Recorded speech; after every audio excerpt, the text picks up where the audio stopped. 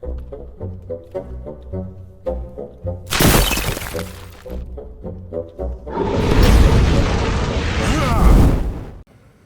everybody, it's me, Riffraff Hornhelm, and I'm back again with another presentation from the Dwarven Vault.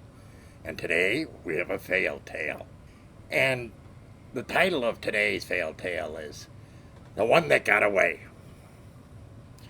And it's a sad moment for us Hornhelms. Now, dwarves, as a whole, are, of course, underground dwellers, and while we share some hobbies and interests with other intelligent creatures, there are some things that dwarves, frankly, are not noted for. Well, us Hornhelms are always bucking trends, so we have a thing that we like to do, and that's to go fishing. And our story is about a Hornhelm fishing trip after the most elusive and savage of predators, the giant pike. Now, giant pike are difficult to find, and our access from the underground world of dwarves, this kind of stuff, to the outer world, the mundane world, if you will, is there. And of course, what people don't really realize is that there's a pretty thin veil between our magical home world, if you will, and this mundane world that we're spending time in right now. And one of the things we thought we'd do during some downtime while we were here was to go fishing for this very elusive fish.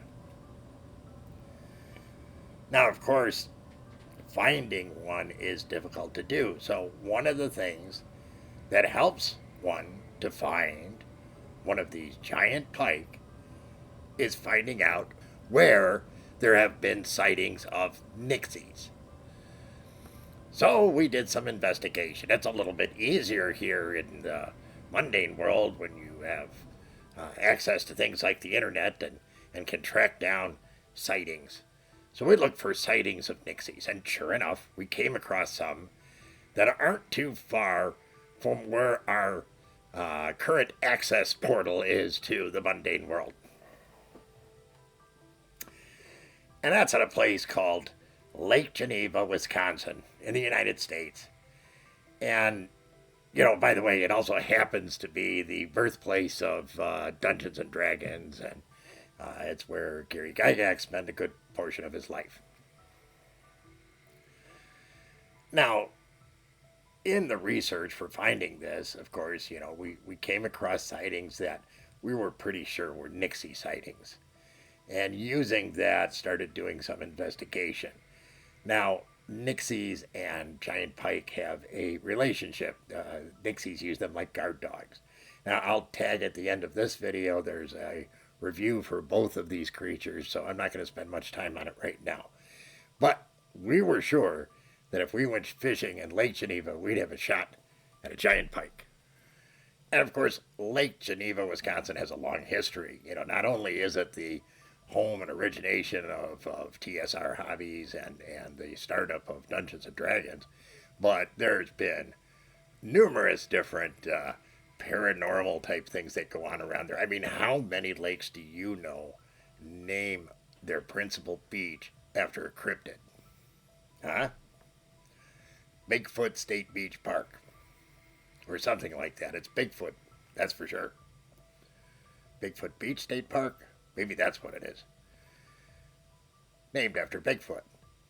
And where Lake Geneva is, they're not far from the Bray Road Monster, which, depending on who you listen to, is like a Bigfoot or a Dogman or something like that.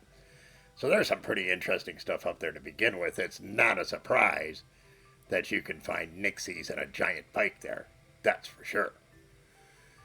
Now, in the process of doing our investigation for a place to fish, we did a bunch of research in an old newspaper from Lake Geneva, the Lake Geneva Regional News, which actually dates back to the late 1800s, which for humans in North America is like old or something. We won't get into that. Bottom line is that in there was a very peculiar entry, and it required some knowledge about the early days of Dungeons and Dragons and when it was founded. In there is a report of a missing child whose initials are EG, and it's from 1947. Now, those of you who know anything about Gary Gygax's life, he actually moved with his family from Chicago to Lake Geneva, Wisconsin in 1946.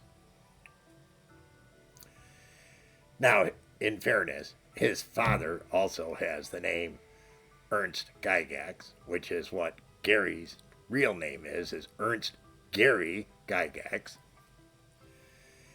And because it says very specifically in the paper that it's a missing child, who knows? Could have been. Would have been about the right time frame. He would have been like, 8 or 9 years old, something like that. And with Nixie's being reported there, who knows what influence that may have had on him and the future of Dungeons and Dragons. Hey, stranger things have happened.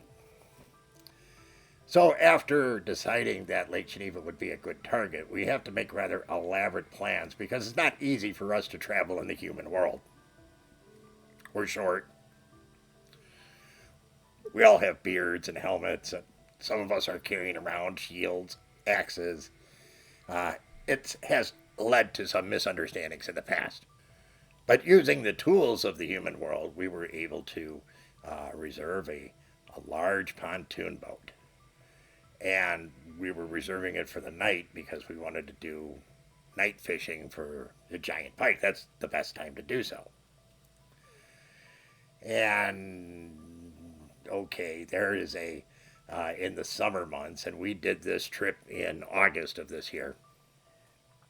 There is a Renaissance fair that is not that far away from Lake Geneva. And we just said we're performers, okay? We work at the Ren Fair. I don't know, the luau shirts probably didn't help us any, but it worked, and we got our pontoon boat, and there were 9 of us on this fishing trip. And that evening, we set off in search of the elusive, savage pike, giant pike. It was exciting, let me tell you. We are not a seafaring race. I'm sure some of that has to do with the fact that swimming for us generally involves falling to the bottom as fast as the water will allow us to go. So that doesn't really help our swimming very much. It does mean that we are rather tentative when we're on the water. We don't like to make the boat go fast, and a pontoon boat, nice, flat, stable, that's good for us. And it also helps to carry the weight. I mean, this was a big pontoon boat, and still it was pretty heavily loaded. I mean, that takes a lot of kegs of beer and cases of whiskey when you're trying to keep us dwarves happy overnight doing something like fishing, which, once again, is a Hornhelm thing. It's not like we see other dwarves doing this very much. Dwarves stay away from water for the aforementioned reasons. So we set off on the lake. The moon was shining off of the small ripples going across the lake. It was almost totally calm out. And it was okay. I mean, we only had 3 get seasick. Like I said, dwarves are not used to water, but we were all enthusiastic about catching us a giant pike. Once we got into the middle, we put out our rods and started trolling. You use rather large lures for giant pike because, there's been reports of them going up close to 20 feet in length. That's a big fish. For a dwarf, it can swallow you whole.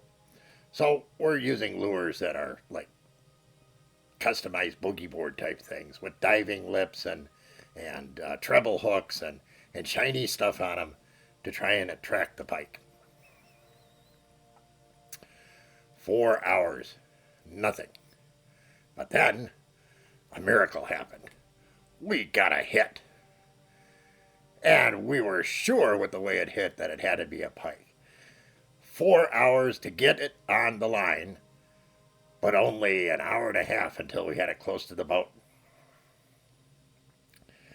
Now, this was a big pontoon boat, but this fish was almost as long as the boat.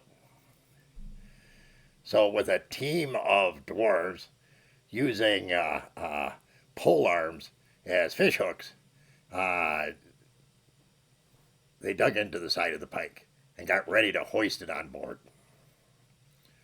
We were all very excited. There was a lot of craziness going on at that point. And when everybody heaved to pull this fish up, it twisted and threw itself clear of the boat, clear of the hooks, and back into the water. That would have been okay, disappointing, but we could have lived with it. At least we had it almost in the boat. But what happened next was a horror beyond all thought, because it came porpoising back out of the water again. We still had dwarves who were hanging off the side of the boat with the hook still in their hand, this long pole with a hook and a blade on the end of it. And this thing flashes up, and before our very eyes, 2 of our brethren were taken. One only left behind a hand, still clutching the rail, and the other left behind a pair of boots with, well, parts of their legs in them. It was horrific. Everyone screamed in horror, and the fish disappeared back into the depths of Lake Geneva. What a horrible result. We were beside ourselves with grief. We instantly stopped and drank all the remaining ale, beer, and whiskey. After that, we headed back to the dock. Now, the dock, I guess, really wasn't that far away, but we were pretty snockered at that point, so we kind of drove around in circles a lot, and we got back by noon the next day. What a sad result. And the fail tale, of course, is, well, this beautiful fish that would have been a trophy for sure got away. And 2 of our very own Hornhelm brethren perished in the attempt. So thus concludes our very sad fail tale. We're sorry to miss our cousins. What did you say their name was? Never mind. The bottom line is that it was a very sad thing. And we're going to have to go back at some point in the future. We want to get that giant pike. And while we were there, that's the first time I've heard talk about the legend of the Musclodon. No, we're not talking about some strange South African dude. We're talking about the prehistoric ancestor of the muskellunge, or what's affectionately known as the muskie. Apparently, the Musclodon can grow close to 50 feet in length. So we're going to have to do some more planning for the future and see about getting either one of these giant pike or maybe we'll go on an expedition to prove whether or not the Musclodon actually exists. I mean, I've talked to some drunken farmers in Minnesota before, and they say it does, so I'm sure it does.